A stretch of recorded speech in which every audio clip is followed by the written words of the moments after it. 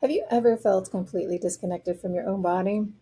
Like you can't tell if you're hungry or tired or anxious, and you feel everything at full volume all at once with no way to turn it down?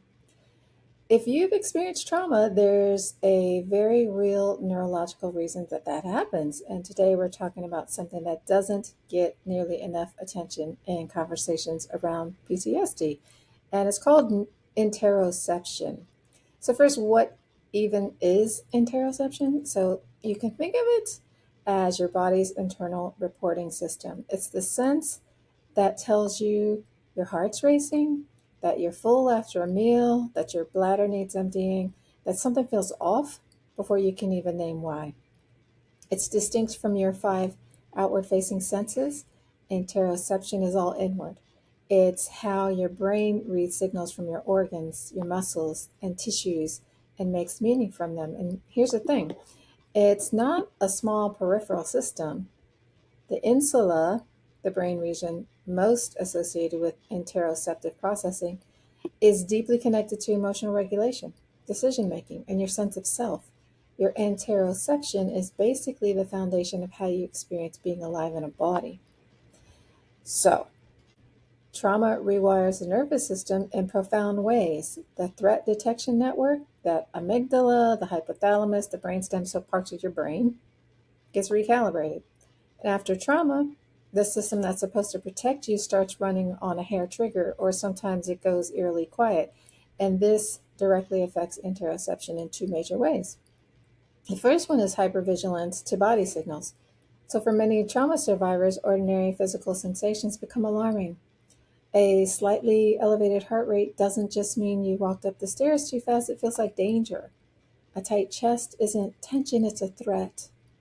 And the body sends a signal, and the traumatized nervous system interprets it through a lens of, is this going to hurt me? And this means that normal, healthy physical states like arousal, excitement, or even hunger can get mislabeled as danger.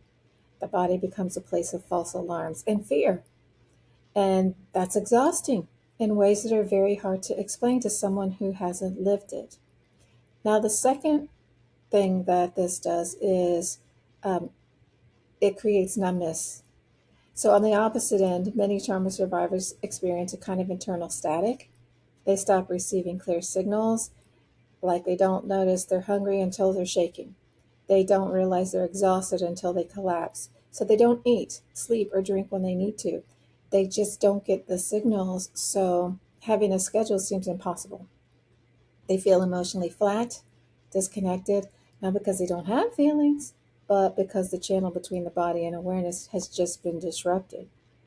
And research consistently shows that people with PTSD have difficulty identifying and describing emotions, and that totally makes sense because emotions are in your body, they're bodily events. And if you can't read your body, you can't read your emotional state. So, what's this actually look like in real life? It can look like someone who skips meals without noticing because they're not restricting, they're just not registering that they're hungry. It can look like someone who pushes through an injury because they're so disconnected from physical pain that they don't even feel it. It can look like someone in a dissociative episode who genuinely cannot feel their own feet on the floor.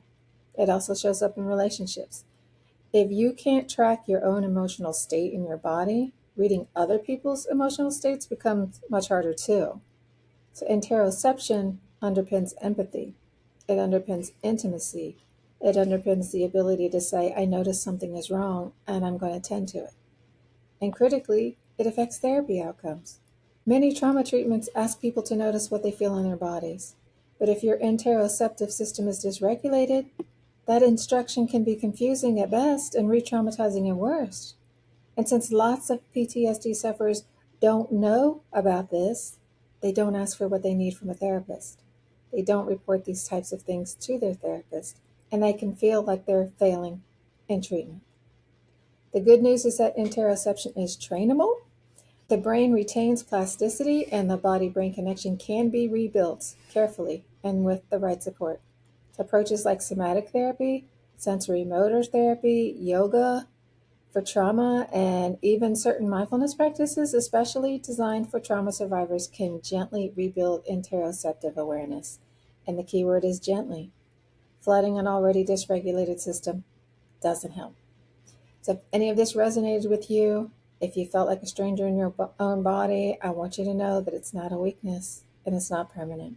It's your nervous system doing what it learned to do to keep you safe. The work of healing is in part the work of coming home to yourself. So take care of your body today, even in the smallest way. It's trying to take care of you. Thanks for being here. Please like, share, and subscribe if this was helpful, and let me know what topics that you would like to see discussed here on Rouge Recovery.